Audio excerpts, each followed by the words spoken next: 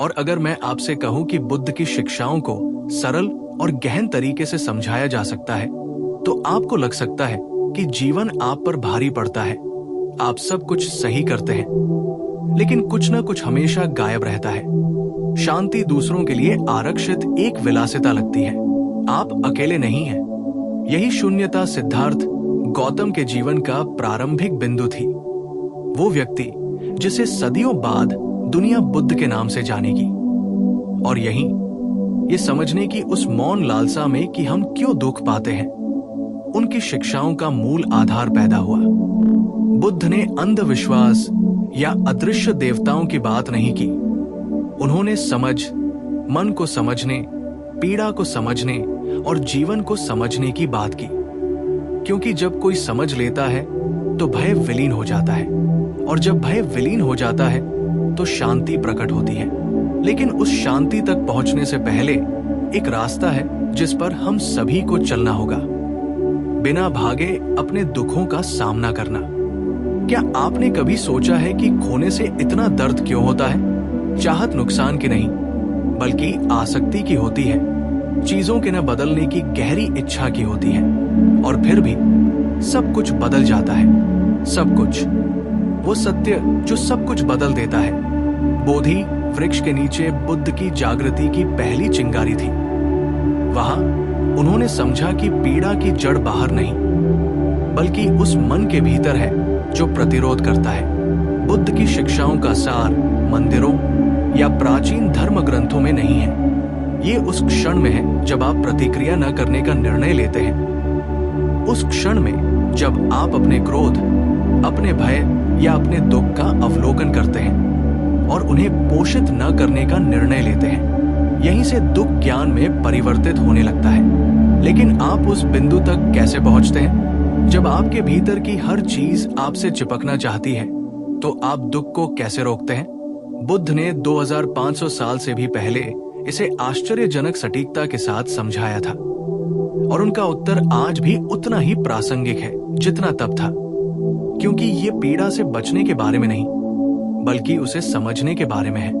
ये दुनिया को बदलने के बारे में नहीं है, बल्कि इसे देखने के नजरिए को बदलने के बारे में है।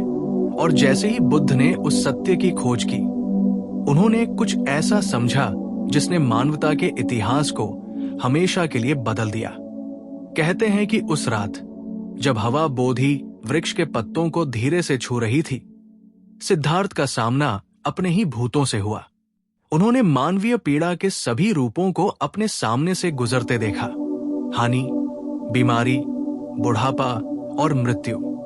लेकिन उन्होंने कुछ और भी गहरा देखा, वो अदृश्य कारण जो उन सभी को जोड़ता है। दुख संसार से नहीं, बल्कि मन से था, जो एक भ्रम से चिपका हुआ था, इस विचार से कि चीजें वैसी नहीं होनी चाहिए जैसी वे हैं। और उसी क्षण उन्हें समझ आ गया, हम इसलिए दुख नहीं सहते क्योंकि चीजें बदलती हैं। हम इसलिए दुख सहते हैं क्योंकि हम मानते हैं कि उन्हें नहीं बदलना चाहिए। ये उनका पहला रहस्योद्घाटन था। 4 आर्य सत्यों में से पहला, उनकी सभी शिक्षाओं का मूल हृदय। पहला सत्य कहता है कि जीवन में दुख है, सजा के रूप में नहीं, बल्कि अस्तित्व के एक स्वाभाविक हिस्से के रूप में।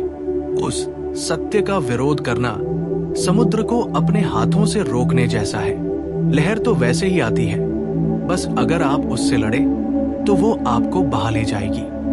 लेकिन अगर आप तैरना सीख जाते हैं तो लहर आपको नष्ट किए बिना बहा ले जाती है। बुद्ध ने देखा कि सभी मनुष्य, चाहे उनकी संस्कृति या परिस्थिति कुछ भी हो, उस आंतरिक संघर्ष को साझा करते हैं। हम जिसे प्यार करते हैं उसे खोने से दुख पाते हैं। हम जो चाहते हैं उसे न पाने से दुख पाते हैं, या हम समय को बीतते देखने से दुख पाते हैं। और फिर भी उन सभी पीड़ाओं का मूल एक ही है। मन जो कहता है ये बना रहना चाहिए, ये दूर नहीं होना चाहिए, या मुझे कष्ट नहीं सहना चाहिए। यही पहली शिक्षा है। दुख को पहचानना, उसमें बने रहना नहीं, बल्कि उसे समझना, क्योंकि जो समझ लिया जाता है वो रूपांतरित हो जाता है। सदियों बाद दामपद में लिखे उनके शब्दों में, मनुष्य के रूप में जन्म लेना कठिन है, नश्वर के रूप में जीना कठिन है, और परम सत्य को सुनना कठिन है। सत्य को सुनने का अर्थ केवल उसे सुनना नहीं है, बल्कि उसे अपने भीतर प्रवेश करने, बसने, अपने भीतर से गुजरने देना है। और जब ऐसा लगा कि उन्होंने दुख की जड़ पाली है, बुद्ध ने स्वयं से वो प्रश्न पूछा जिसने सब कुछ बदल दिया। यदि दुख भीतर पैदा होता है तो उसे भीतर से ही मिटाया भी जा सकता है। इसके बाद उन्होंने जो खोजा, उसने न केवल उनकी खोज को अर्थ दिया, बल्कि मुक्ति के मार्ग का पूरा नक्शा भी अंकित कर दिया। बुद्ध समझ गए थे कि दुख का एक कारण होता है। ये दंड नहीं, न संयोग है, न नियति है, ये परिणाम है। सभी दुख एक अदृश्य धागे से उत्पन्न होते हैं, जो हमारे विचारों, इच्छाओं और कार्यों को बांधता है। उस धागे को आसक्ति कहते हैं। बुद्ध की दूसरी खोज ये थी कि आसक्ति ही सभी दुखों की जड़ है। हम उसी चीज से चिपके रहते हैं जिसे हम सुरक्षा मानते हैं। कोई व्यक्ति, कोई विचार, कोई पहचान या कोई दिनचर्या। लेकिन ये सब लगातार बदलता रहता है, जैसे अपनी हथेलियों के बीच पानी पकड़ने की कोशिश करना। जितना जोर से आप उसे दबाते हैं, उतनी ही तेजी से वो फिसल जाता है, और जब वो चला जाता है तो बस खालीपन रह जाता है। समस्या प्रेम करने, इच्छा करने या लक्ष्य रखने में नहीं है। समस्या ये मानने में है कि इसके बिना आप खुश नहीं रह सकते। दामपद में कहा गया है, जो युद्ध में हजारों शत्रुओं पर विजय प्राप्त करता है, वो उतना महान नहीं है जितना वो जो स्वयं पर विजय प्राप्त करता है। बुद्ध समझ गए थे कि ये आंतरिक युद्ध प्रतिरोध करके नहीं, बल्कि छोड़ देने से जीता जाता है। मानव मन बेकाबू को नियंत्रित करना चाहता है, लेकिन असली शक्ति अपरिहार्य को स्वीकार करने में निहित है। बुद्धि के साथ जरा सोचिए, कितनी बार आपने अपनी कल्पना से ज्यादा दुख झेला है, बजाय इसके कि जो हुआ उससे ज्यादा। आसक्ति सिर्फ वस्तुओं या लोगों से नहीं होती, ये उन कहानियों से होती है जो हम उनके बारे में खुद को सुनाते हैं। हम सोचते हैं ये हमेशा रहना चाहिए, ये नहीं बदलना चाहिए, या ये नहीं होना चाहिए था। लेकिन जिंदगी हमारी लिखी बातों पर नहीं चलती। फिर भी उम्मीद है, क्योंकि अगर दुख का कोई कारण है तो उसका अंत भी हो सकता है। यही बुद्ध की तीसरी खोज थी। दुख का अंत संभव है।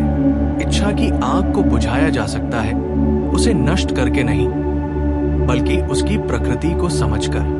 आसक्ति तब विलीन हो जाती है जब मन जागृत होता है और देखता है कि जो भी बदल रहा है वो वास्तव में उसका अपना नहीं था। ये समझ ठंडी या दूर की नहीं होती, ये गहरी करुणा से भरी होती है। क्योंकि जब आप बदलावों से लड़ना बंद कर देते हैं तो कुछ नया पनपने लगता है। शांति, एक ऐसी शांति जो बाहरी चीजों पर निर्भर नहीं करती, बल्कि भीतर जन्म लेती है। समुद्र तल की तरह शांत, स्थिर। लेकिन बुद्ध समझ पर ही नहीं रुके। ये जानना ही काफी नहीं है कि कोई रास्ता है, हमें उस मार्ग पर चलना ही होगा। और वो मार्ग जो सबसे प्राचीन और साथ ही सबसे आधुनिक भी है, एक कदम से शुरू होता है। बुद्ध ने उस कदम को मध्यम मार्ग कहा था, और ये एक व्यावहारिक मार्गदर्शक है जो ज्ञान को दैनिक जीवन से जोड़ता है। ये कोई धर्म या विश्वास नहीं है, ये देखने और कार्य करने का एक तरीका है जो हर पल को जागृति के अवसर में बदल देता है। 4 आर्य सत्यों की खोज के बाद बुद्ध ने आर्य अष्टांगिक मार्ग की शिक्षा दी। वो मार्ग जो दुख से मुक्ति की ओर ले जाता है। लेकिन इसे सिखाने से पहले उन्होंने एक जरूरी बात की चेतावनी दी। अति मुक्ति देती है, न तो बेलगाम सुख और न ही पूर्ण इनकार शांति लाता है। स्वतंत्रता मध्य बिंदु पर उत्पन्न होती है, जहां मन संतुलन के साथ चलना सीखता है, एक यूडी तार की तरह जो तभी सही ध्वनि देता है जब वो न तो बहुत तना हुआ हो और न ही बहुत ढीला। अपने जीवन की कल्पना उस तार की तरह करें। अगर आप खुद पर बहुत ज्यादा दबाव डालते हैं तो आप टूट जाते हैं। अगर आप खुद को छोड़ देते हैं तो आप सुस्त हो जाते हैं। लेकिन अगर आप खुद को तालमेल बिठाना सीख जाते हैं तो आपको सामंजस्य मिलता है। यही मध्य मार्ग का सार है। द्विमार्गीय मार्ग आज्ञाओं का समूह नहीं है, बल्कि 8 दिशाओं में विभाजित एक आंतरिक दिशा सूचक है। अराजकता के बीच उपस्थिति और ज्ञान का अभ्यास करने के 8 तरीके। पहला, सही दृष्टिकोण। वास्तविकता को वैसा ही देखना जैसा वो है, न कि जैसा हम चाहते हैं। अगला, सही इरादा। भय से नहीं, बल्कि करुणा से कार्य करना। फिर सही वाणी। सच बोलना, लेकिन बिना किसी को चोट पहुंचाए। और सही कर्म। निरंतर व्यवहार करना, दूसरों को नुकसान पहुंचाने से बचना। ये मार्ग सही आजीविका के साथ आगे बढ़ता है। इस तरह जीना कि किसी को या खुद को चोट न पहुंचे। फिर सही प्रयास आता है। मन उस चीज को विकसित करने पर केंद्रित होता है जो हमें मुक्त करती है, और जो हमें बांधती है उसे छोड़ देती है। फिर आता है सम्यक अवधान। हर सांस, हर विचार, हर क्रिया में सच्चे मन से उपस्थित रहने का अभ्यास। और अंत में सम्यक समाधि, जो हमें एक शांत मन की ओर ले जाती है, जो स्पष्ट रूप से देखने और बिना शर्त प्रेम करने में सक्षम होता है। ये 8 पहलू चरण नहीं, बल्कि एक ही फूल की पंखुड़ियां हैं। एक साथ अभ्यास करने पर ये एक दूसरे को तब तक पोषित करते हैं जब तक कि ये मन की गहराइयों में खिल नहीं जाते। लेकिन आश्चर्य की बात यह है कि बुद्ध ने इन्हें किसी सिद्धांत के रूप में नहीं सिखाया। उन्होंने इन्हें चरण दर चरण तब तक जिया जब तक उन्हें ये पता नहीं चला कि हर सचेतन कार्य, चाहे वो कितना भी छोटा क्यों न हो, आंतरिक स्वतंत्रता का द्वार बन सकता है। और इसी अनुभव में उन्होंने कुछ ऐसा समझा जिसने आध्यात्मिकता के विचार को हमेशा के लिए बदल दिया।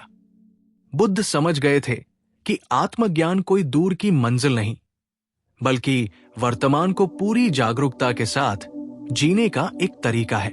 यह संसार से भागने के बारे में नहीं था, बल्कि मन की विकृतियों के बिना इसे देखने के बारे में था। यही वो रहस्योद्घाटन था जिसके कारण उनके शिष्य उन्हें जागृत व्यक्ति कहने लगे।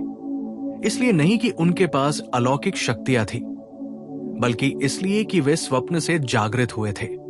भय, इच्छा और स्वयं का।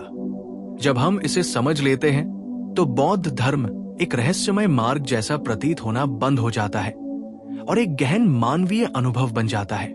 बुद्ध ने सिखाया कि मन ही सभी अनुभवों का मूल है। यदि मन शांत है तो संसार शांत है। यदि मन अशांत है तो सारा संसार एक तूफान बन जाता है। इसलिए सच्चा मंदिर आपके भीतर है, किसी पहाड़, गुफा या मठ में नहीं। हर विचार जिसे आप धारण करना चुनते हैं, हर भावना जिसे आप पोषित करना चुनते हैं, उस आंतरिक मंदिर का निर्माण या विनाश करती है। गुरु लैंग्रे तांपा के मन प्रशिक्षण के 8 श्लोकों में कहा गया है, जब दूसरे ईर्ष्या के कारण मेरे साथ अन्याय करते हैं तो मैं हार स्वीकार करूं और दूसरों को विजय प्रदान करूं। ये शब्द एक गहन सत्य को उजागर करते हैं। स्वतंत्रता तब नहीं आती जब दुनिया आपको चुनौती देना बंद कर देती है, बल्कि तब आती है जब आपका मन प्रतिक्रिया करना बंद कर देता है। यही मन का प्रशिक्षण है जिसके बारे में महान तिब्बती ओयोन गुरुओं ने बात की थी। हर बाधा को ज्ञान के दर्पण में बदलना। जब कोई आपको ठेस पहुंचाता है, जब जीवन आपकी अपेक्षा के अनुरूप नहीं चलता, तो यही अभ्यास का समय है। इससे बढ़कर कोई ध्यान नहीं है।